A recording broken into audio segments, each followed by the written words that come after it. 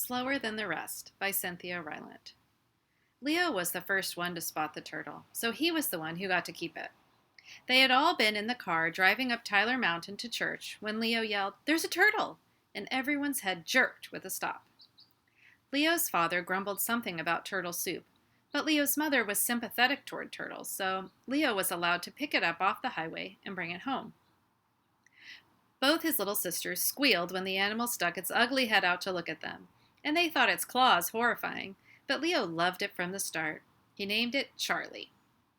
The dogs at Leo's house had always belonged more to Leo's father than to anyone else, and the cat thought she belonged to no one but herself, so Leo was grateful for a pet of his own. He settled Charlie in a cardboard box, threw in some lettuce and radishes, and declared himself a happy boy. Leo adored Charlie, and the turtle was hugged and kissed as if he were a baby. Leo liked to fit Charlie's shell on his shoulder under his left ear, just as one might carry a cat, and Charlie would poke his head into Leo's neck now and then to keep them both entertained. Leo was 10 years old the year he found Charlie. He hadn't many friends because he was slower than the rest. That was the way his father said it. Slower than the rest. Leo was slow in reading, slow in numbers, slow in understanding nearly everything that passed before him in a classroom. As a result, in 4th grade, Leo had been separated from the rest of his classmates and placed in a room with other children who were as slow as he. Leo thought he would never get over it. He saw no way to be happy after that. But Charlie took care of Leo's happiness, and he did it by being congenial. Charlie was the friendliest turtle anyone had ever seen. The turtle's head was always stretched out, moving left to right, trying to see what was in the world. His front and back legs moved as though he were swimming frantically in a deep sea to save himself, when all that was happening was that someone was holding him in midair. Put Charlie down, and he would sniff at the air for a moment, then take off as if no one had ever told him how slow he was supposed to be. Every day, Leo came home from school, took Charlie to the backyard to let him explore, and told him about the things that had happened in 5th grade. Leo wasn't sure how old Charlie was, and though he guessed Charlie was probably a young turtle, the lines around Charlie's forehead and eyes and the clamp of his mouth made Leo think Charlie was wise, the way old people are wise. So Leo talked to him privately every day. Then one day, Leo decided to take Charlie to school.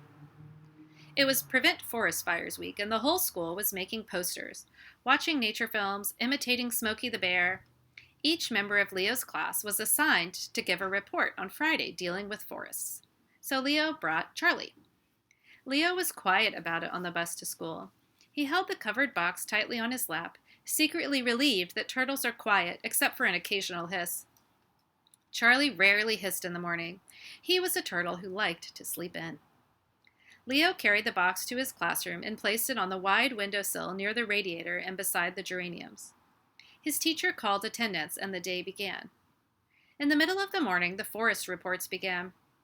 One girl held up a poster board pasted with pictures of raccoons and squirrels, rabbits and deer, and she explained that animals died in forest fires. The pictures were too small for anyone to see from his desk. Leo was bored. One boy stood up and mumbled something about burnt-up trees. Then another got up and said if there were no forests, then his dad couldn't go hunting, and Leo couldn't see the connection in that at all. Finally, it was his turn. He quietly walked over to the windowsill and picked up the box. He set it on the teacher's desk. When somebody throws a match into a forest, Leo began, he is a murderer. He kills trees and birds and animals. Some animals, like deer, are fast runners and they might escape, but other animals, he lifted the cover of the box, have no hope. They are too slow. They will die. He lifted Charlie out of the box. It isn't fair, he said, as the class gasped and giggled at what they saw. It isn't fair for the slow ones. Leo said much more. Mostly he talked about Charlie, explained what turtles were like, the things they enjoyed, what talents they possessed. He talked about Charlie the turtle and Charlie the friend, and what he said and how he said it made everyone in the class love turtles and hate forest fires. Leo's teacher had tears in her eyes. That afternoon, the whole school assembled in the gymnasium to bring the special week to a close. A ranger in uniform made a speech, then someone dressed up like Smokey the Bear danced with the others dressed up like squirrels. Leo sat with the box and wondered if he should laugh at the dancers with everyone else. He didn't feel like it. Finally, the school principal stood up and began a long talk. Leo's thoughts drifted off. He thought about being home, lying in his bed and drawing pictures, while Charlie hobbled all about the room. He did not hear when someone whispered his name. Then he jumped when he heard, "Leo, it's you," in his ear.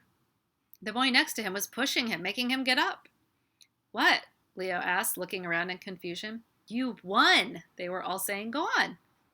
Leo was pushed onto the floor. He saw the principal smiling at him, beckoning him across the room. Leo's legs moved like Charlie's, quickly and forward. Leo carried the box tightly against his chest. He took the principal's hand. He put down the box to accept the award plaque being handed to him. It was for his presentation with Charlie. Leo had won an award for the first time in his life, and as he shook the principal's hand and blushed and said his thank yous, he thought his heart would explode with happiness. The night, alone in his room, holding Charlie on his shoulder, Leo felt proud. And for the first time in a long time, Leo felt fast.